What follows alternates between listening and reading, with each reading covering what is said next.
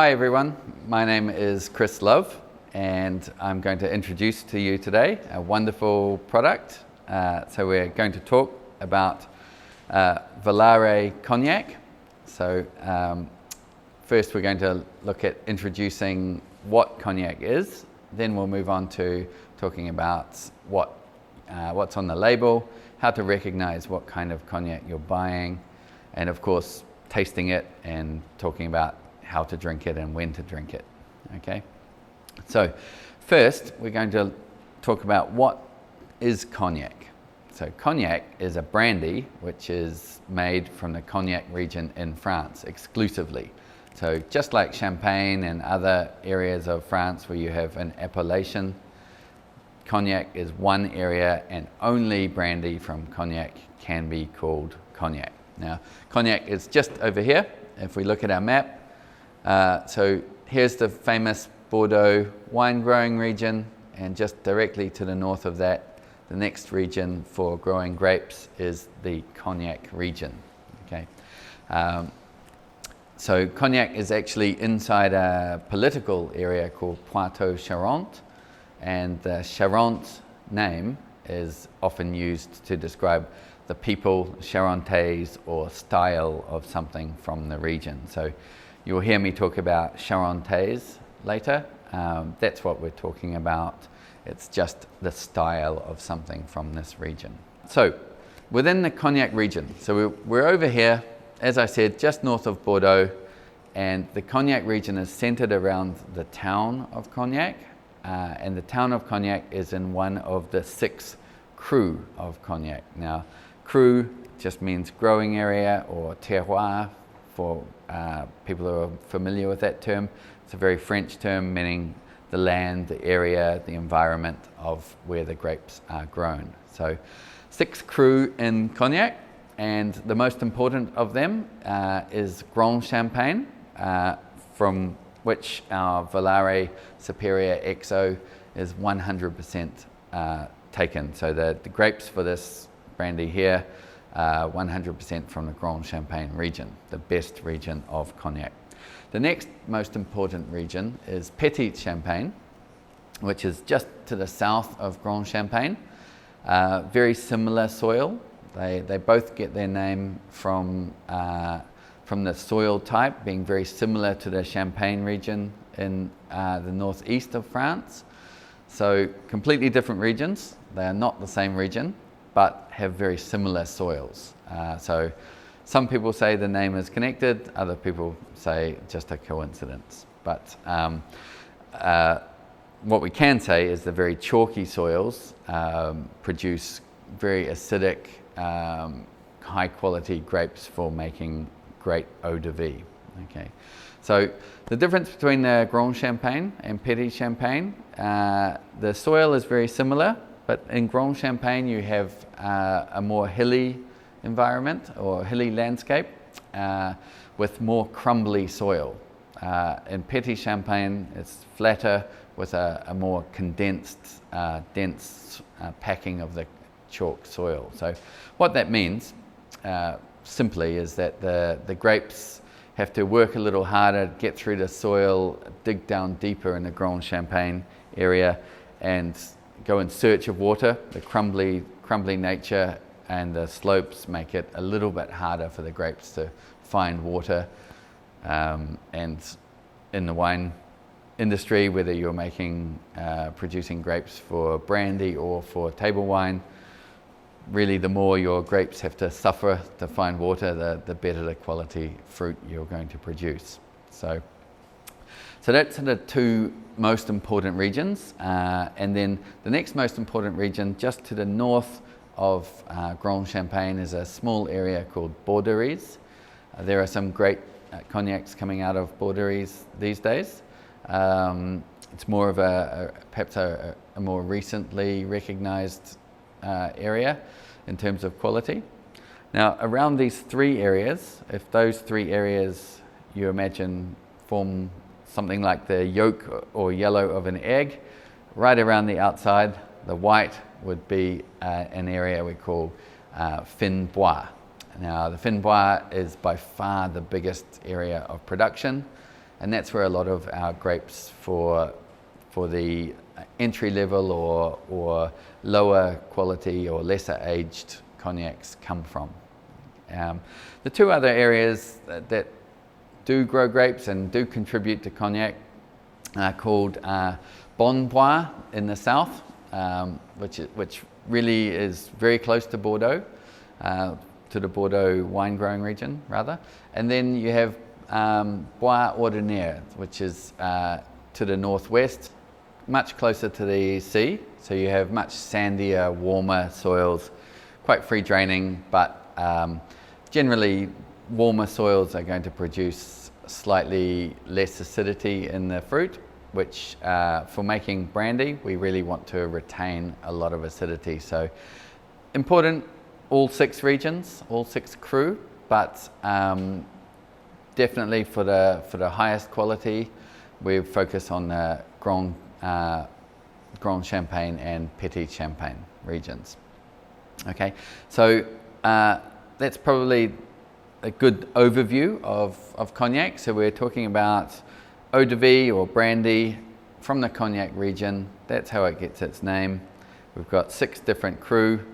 We're going to focus on the most important one of those in terms of quality, and probably one of the most important for production too. I think it's the second biggest production area in terms of area under vine and amount of grapes produced. So cognac has different qualification levels or quality levels based on years of age in barrel, in oak barrels. So all cognac must be aged in oak barrels prior to release. So nothing called cognac on the market could be just plain eau de vie without any aging in oak. Now, the most basic level of that is VS. So cognac often uses letters to describe the quality level. So it's quite a simple system. You don't need to worry about years or what that means. So on the label, you've got VS, and that means all the eau de vie has been aged in oak barrels for a minimum of 2 years. So every time we're talking about cognac, all of the age quality levels and the requirements are minimums. So a lot of the eau de vie in there will be older and blended in, but minimum of 2 years for VS. So VS stands for very special. Okay. The next level up is VSOP, which is very special old pale, or some people will tell you very superior old pale. Okay. Now that needs to be aged in barrel for a minimum of 4 years. Okay. So after that, we have a level which is not an actual quality level recognized by law, but often used by most cognac producers, and that's Napoleon, which is 6 years minimum age in barrel. After that, 10 years is where we get the famous XO. So XO stands for extra old. So minimum of 10 years in barrel, and that's where we start to see a lot of changes in the character of the cognac. Okay, so nowadays with much better analysis and lab analysis of cognacs and products all over the world, they've tested the cognac and discovered that on average, after 2 years in barrel, there is a 6% increase in the concentration of flavor and aroma. That's because of the amount of what a lot of you will have heard of, the angel's share. There's an evaporation which happens. The flavor gets concentrated as alcohol and water evaporates from the eau de vie. So 2 years, likely a 6% increase. 4 years is a 12% increase. So VSOP, 12% increase in concentration on the original eau de vie. But once you get to XO, that jumps up to 37%. So it takes a big jump up. So XO is really the level where we start to talk about cognac, which is great to be drunk on its own. VSOP can be very nice on its own, as can VS, but these brandies are also very good for blending with other things or mixing into cocktails. But really, once you get to the XO level, you really want to be drinking it on its own and appreciating the concentrated aromas and flavors in the eau de vie. So one more thing I'd like to touch on, though, just quickly, the Napoleon brandy, the 6-year-old or minimum 6-year aged brandy. Really, this is something which has been a bit of a marketing tool. One of the very famous cognac houses introduced this name, claiming that Napoleon, the great French leader, was a big fan of the cognac and drank a lot of it, took it to St. Helena when he was exiled there. The only problem with that is that company started 7 years after Napoleon died. So I'm not sure where that story came from, but it's probably not strictly true. So what we're going to focus on here is XO. After we get to the XO level, really everything older than 10 years age in barrel is technically XO. But that's where each individual cognac house starts to have its own system. So there's a common term, hors d'âge, which means it's a long-aged eau de vie. So every cognac house will talk about hors d'âge, but how we label the different age cognacs and different blends after the straight XO is really up to the cognac house. And I think this is what makes cognac such an interesting drink. If you take Volare, for example, the wine we're talking about today, Superior, has a minimum age of 25 years up to 45 years. Now that blend is entirely up to the house Volare to decide, and the master blenders. They take their eau de vies, different age eau de vies, the style they're producing, and they decide this is the best cognac we can produce, best blend. So different houses will blend different age brandies and create different names. So when you see Superior on the label of Volare, this is just a categorization for this house only, not for all cognac. Okay, so that's really how to understand what's on the label. Some of you might wonder, and I get asked a lot, why the English? Very special Old Pale. It's a French product, French region. Everything else about it is French, so why do we use English? Simple answer to that is really at the time when cognac was becoming very popular, was really at the height of the British Empire. The British wanted spirits and fortified wine that could last a journey around the world. And a lot of the owners at that time were British or Irish companies or families. So the British market was the main export market at that time, and that's really why that came about. So a little bit of a strange story, but it's still the tradition today. So that's what's in the bottle. That's how you know what's there. And now in the next section, we're going to actually taste some of this delicious stuff and discuss how it tastes and why it tastes like that. So finally, the moment I've been waiting for is that we're going to actually taste some of this cognac now. So a little bit of background. Volare is a very small producer. The cognac market's really dominated by some very large producers.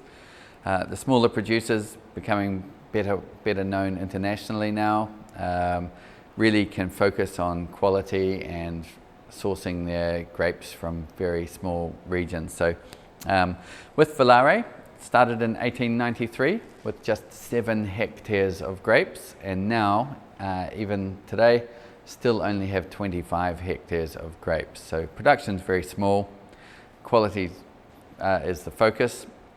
And really their Ordage, their long-aged eau de vies are what they're known for. So this one in particular that we're going to look at today, the Volare XO Superior. So as I mentioned a little earlier, has a minimum age of 25 years in barrel and at least 20% in the blend of 45-year-old or 45 years aged in barrel eau de vie. So there's no precise blend all the time, and this is what I love about Cognac and what I really admire about the master blenders at the houses in Cognac is each barrel may mature at a different rate and may develop slightly different characters. And the real skill of the blender is taking all of those barrels, looking at what happens in the barrel, and then making sure they can select just the right amount from each barrel, the right amount from each aged, to come up with a consistent style for their eau de vies. So that's a great skill. Some of them will be tasting, literally 50 or 60 different barrels, maybe even 100 or more barrels to see what their final blend is going to be. With this one here, what we're looking for is something that is something where you will drink it on its own, not usually with food, but Cognac can be matched with food. But for me, once you get to this well-aged Ordage style Cognac, really you want to be drinking it on its own. So in front of me, you'll notice we've got some different glasses. Certainly for tasting it at home and just sipping it and enjoying it, the brandy balloon or the wider glass is great, it's fine. But really for tasting and really trying to get in touch with the aromatics and the flavors. So let's pour a glass into the tulip glass. So we'll pour some of our eau de vie in here.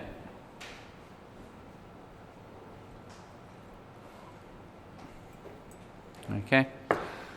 So when you go to taste Ordage Cognac, or any Cognac to be honest, there is a couple of stages. So if this were wine, I would stick my nose directly into the glass right away. But because of the strength of the alcohol, really if you do that, you're just going to get totally blown away by the alcohol smell. So what we tend to do is have an initial nose down here, a little lower, so that the alcohol vapors escape and we start to capture the character of the Cognac.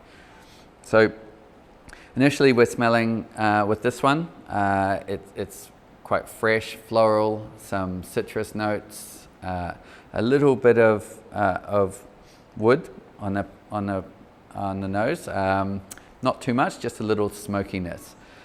So those are the most obvious characters to begin with. A little bit of caramel. Then if we get closer and have our second nose.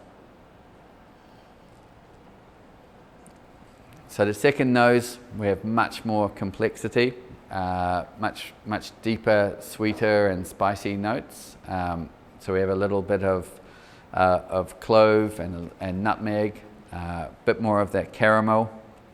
But also underneath that, the secondary characters, we have some forest floor, some very earthy notes. And that's very typical of aged Ordage Cognac. So Cognac goes through, the Ordage Cognac goes through something we call Rancio Charentaise. So Rancio Charentaise is a 4-stage development of the nose and flavors in Cognac, and it's quite hard to recognize unless you've smelt it and tasted it before, but it's something that's very desirable. Rancio, for those of you who are good at your linguistics, rancio is not a French word, it's actually a Portuguese word. It comes from the development of port wine in the bottle. But Cognac has adopted that, the Rancio Charentaise, as the Cognac goes through a very similar process. So what that means is initially, and with this one, there's a little of that going on the nose, and that's where I'm getting the truffle and earthy forest floor notes. Okay.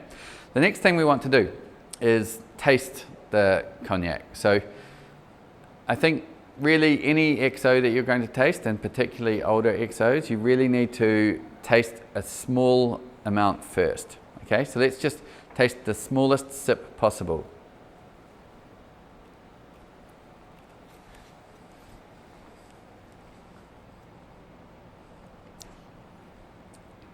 Now, the reason we do this is we want to coat our mouth in the actual spirit that we're going to taste. So I'm getting quite fresh, fruity notes from that.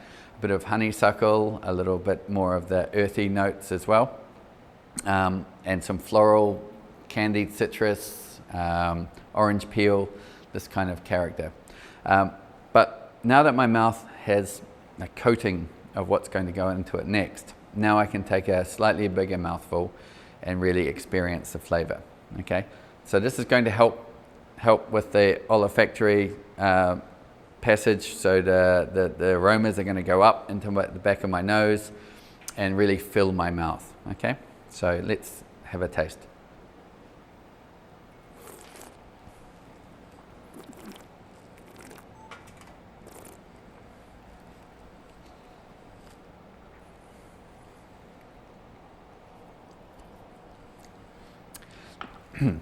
Now that I've tasted it twice, it's really mouth-filling, this wine.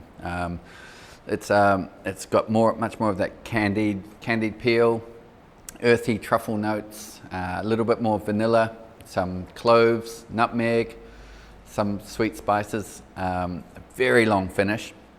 But one thing you will notice is having that two-step tasting process. Your mouth is not shocked by the alcohol. So you're warming up your mouth by that tiny taste to begin with, and then your mouth is really ready to explore the flavors in there. It's got a beautiful silky texture. It's really mouth-filling and very, very long. The finish has got a little bit more of that toasty, nutty oak, maybe some hazelnuts and a little bit of cedar, and it just goes on and on and on. So for me, getting back to the Rancio Charentais, it does have a little bit of that truffle and earthy forest floor note to it underneath the kind of sweeter, fresher fruit flavors. That will continue to develop, and in the even older Ordage from Volare, you'll find that even more. But absolutely delicious. What you will find, and this is quite typical, and now that I've had it in my mouth for a while and the finish is quite long, I'm noticing a bit more of the butterscotch and toffee kind of notes. This is an important part of cognac and Ordage cognac, and it comes from the breakdown of the oak, the tannins from the oak. So oak is very important in cognac. As you can see, next to cognac is the Limoges region, where the Limousin oak comes from, which is most of the oak that's used in cognac. Now, it's white wine that we make our cognac with, our eau de vie, so there's no tannin really coming from the white wine.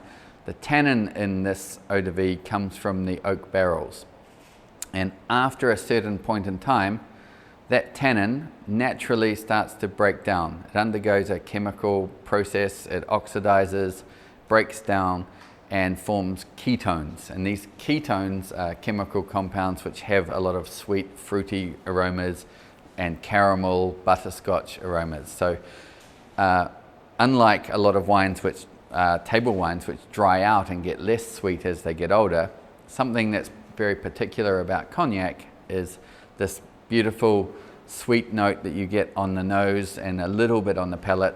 That's a sign of a very well-aged Ordage cognac, and I love it. It's fantastic. So enjoy your cognac. I'm sure there's a lot of cognac out there to explore. I really recommend trying some different aged cognacs and comparing them, finding the blend that's right for you. and enjoy. Right.